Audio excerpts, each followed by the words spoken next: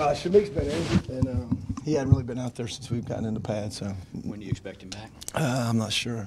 Got to be a decision for Clint and the medical staff. What's the injury? He had a concussion. How disappointing is that for you and for him, a guy who had been making progress? You know, when injuries are part of the game, you just got to go with the next guy. You know, so when we get him back, we'll get him in there. Lance Willis said that, you guys are real thin up front, at least in terms of experience. How do you like the younger guys behind your supposed starter? Well, we've got the three guys up front that are seniors: Taylor, Dante, and Uric. And been pleased with Kobe Smith. Kobe's made some really good progress. Kier, having played a little bit last year, but other than that, everybody's a first or second year player. So it's a unique position, and they're going to have to come on. A lot of the players the other day were talking up Stallworth and saying he was really impressive. Taylor, without a doubt, is our one guy that's a special guy, SEC, top-level player, and he needs to play really well for us. He needs to play well for us and play a lot for us. What has he improved on? He's just gotten his, last year he had the pec, he had the shoulder. This year I think he's more healthy. He's a smart guy. He's a strong fella. Got good feet. Plays with good pad level. Plays square to the line of scrimmage, and he's just an all-around pretty solid guy. In terms of the pass rush, Lance, do you want it to come from your four guys up front, or will it have to come from some of the linebackers too? Well, defensively, schematically, there's a couple ways you can do it, like you said. But I think with what we're adding with Bryson and DJ Warnham coming back, Mike's done a great job with both of those guys. That they're more athletic, and then maybe on third down we need to get to a point where we put some bigger guys in the game, and some of that's dictated by the style of offense with the pace stuff, but. We definitely need to get speed on the field on third down and get off the field. Is there a preference for playing those guys with their hand in the dirt or playing stand-up? Do you have a personal way that you want to? Well, really, you just let the kids do what they're most comfortable at and what they can operate at a high level with. Who are the guys who have popped pass rush-wise besides Dennis and Bryson this fall that you maybe have seen in a day or two? Taylor and Dante, pretty much, are the other two guys that we've worked. We're trying to bring Kier along inside, but they're just continuing to work on it. D-line's a developmental position. I remember in the good old days, if you had a D-lineman that played 2 years in a 5-year career and were successful as a player, you're happy. But we don't have that luxury. So, what are you seeing from Kinlaw? He's just a big guy, big body, hard to move when he plays low. We need to get him in shape. He's learning the game. He's really young in ball, but he's got a really good attitude about it. Obviously conditioning's a part of it, but we're going to bring him around slow. We don't have any expectations for him. We're not going to put him in a pressure situation. We're really patient with him, work him hard, and let him come along at his pace. Do you think he'll be a guy that will produce for you this year? Or is it, what's that now? I'm sorry. Do you think Javon will be a guy that can produce this year, or will it be further down the road? Well, when you say production, I'm saying we just got a guy that'll play a 3 technique and not get bounced out on a power play. I'd be happy. But I can tell you one thing, we're not going to play a 260-pound freshman in there. How much did you miss size last year? And a lot. How big a deal is that? And have you made progress other than Kinlaw with just? Well, that's why we signed Kinlaw. And the biggest thing is you don't play that many two-back run teams, direct run teams, gap scheme guys. But when you do, you got to have a guy you can put in there and anchor and have some girth. And I think collectively, overall on defense, we got the 8 seniors. And we're a year into the program, and they understand the expectations. They understand the way we want to do things. We just got to continue to work every day and just try to develop everybody and get better every day. What has Aaron Sterling showed you guys sort of in the early going of camp? Aaron Sterling has been a really pleasant surprise, a little bit like DJ was last year. Very instinctive, great attitude, works hard, super kid. Really excited about Aaron. And how about Brad Johnson? Brad, same thing. That Mike works with him, doing a really good job with him. But body quick, twitch, stuff that we've lacked. So we're happy about those two guys. Do you think you're better up front at this stage compared to a year ago? I think we're more athletic. Time will tell on if you're better or not. I think in this game you don't make predictions. You just go to work and then play the game one play at a time. See what you got to do. Will said Aaron had a pretty good chance to play this season. What does someone have to kind of show you in fall camp as a true freshman to kind of get that designation? With the numbers we've got, you just got to be a football player a little bit. And he's a football player, and he's picked up the scheme, and he's a hard worker, and he's got a skill set that you can work around and do some things with. And he's making progress. Lance, considering the depth, how do you draw the line in practice between being as physical as possible and trying to keep everybody healthy? That's a really good question, and that's a trick we're having to maneuver right now carefully. What kind of things do you do? You just got to be careful. You got to be smart with the way you practice, which Champ gives us everything we need. And at the same time, you got to know when to pull back on some of the guys that, that have figured it out and get the other guys a chance to get better. Is Kier going to bounce inside and outside, or do you have him at one spot? Well, right now we've got him at defensive end, but, he's got the experience from last year. And then, based on necessity, what happens, he's a guy that has the versatility and has, he has the maturity to learn both of them, which would be tremendously valuable for us, being as thin as we are. Kind of where you are personnel-wise. How's he changed this year from last year? What's different about him?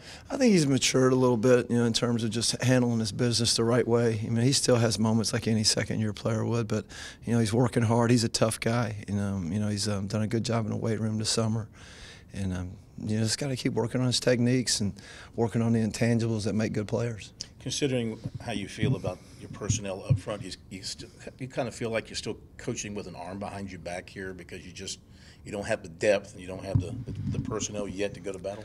I don't look at it like that. I look at it as, hey, the guys we got are the guys we got, and we're going to do the best job we can with them, and those guys are going to be ready, and they're going to do the best job they can do. I mean, we don't make excuses for anything. In terms of Jones, Lance, just how good is it to have him? He had that flirtation with tight end when he first came in, and maybe had struggled to get on the field. How is he looking? How good is it to have a guy like that? Yurik's kind of a unsung guy for us. He's a big body guy, A-gap rusher for us. And, I kid with him all the time. I say, hey, man, who would ever thought you were a third-team offensive lineman tight end when we got here? Started like 9 or 10 games last year, I reckon, for us. But he's got his role. He needs to embrace that, continue to improve, and he needs to do a heck of a job for us playing nose guard. Outside of Kier, are there any other guys you think could kind of play both inside and outside this season?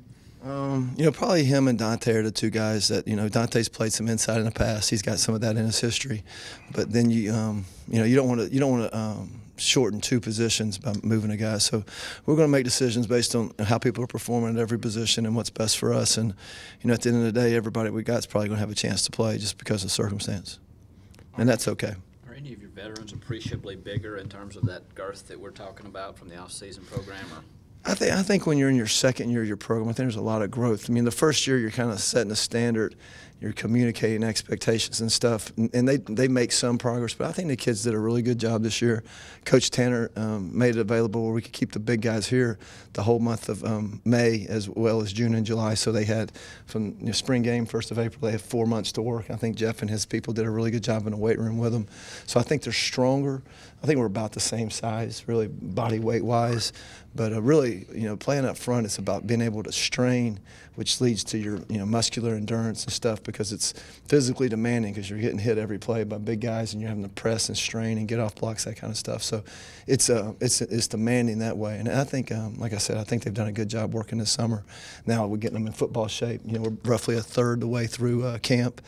And we've got first scrimmage coming up on Saturday, so that'll tell a lot, and then we'll just take it from there and just keep working. Beyond size and personnel, which are what they are at this point, what needs to happen for the run defense to improve? Well, run defense is a composition of everybody. I mean, run defense and pass defense. I mean, defense is 11 guys doing their job, fitting their gaps, and then have an overlap with guys being able to get off blocks and go make plays that maybe they're not supposed to make.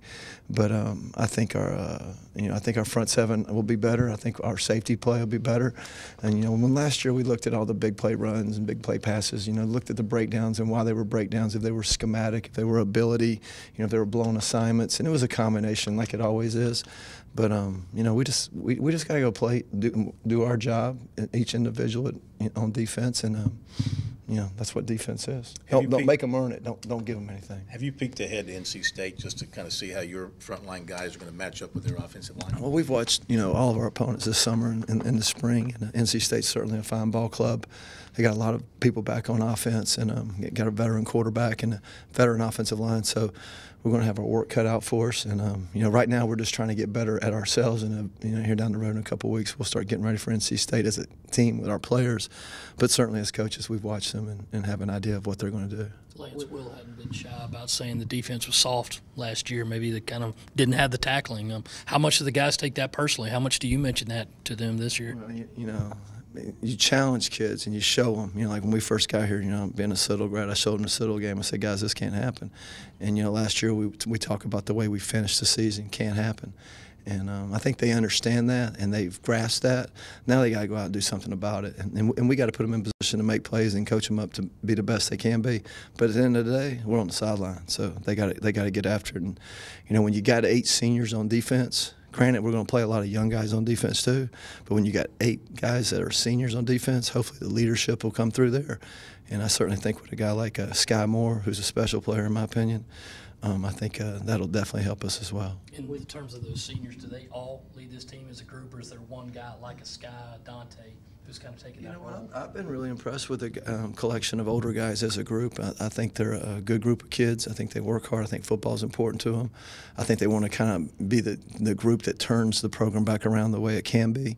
And like I said, they just got to come out and work hard every day. MJ working primarily 3 technique? He's just working at tackle. Right now we play him at left and right so they can learn both nose and 3 technique, but yeah, good young player, works hard. Got a little ways to go, but he's working hard. We're pleased with him. In terms of rotation, how many guys do you want to feel comfortable with going into a game? Is it a set number or is it go game by game? Well, it's going to be dictated by what offenses do, their pace of play, their spread, if they're 2-back.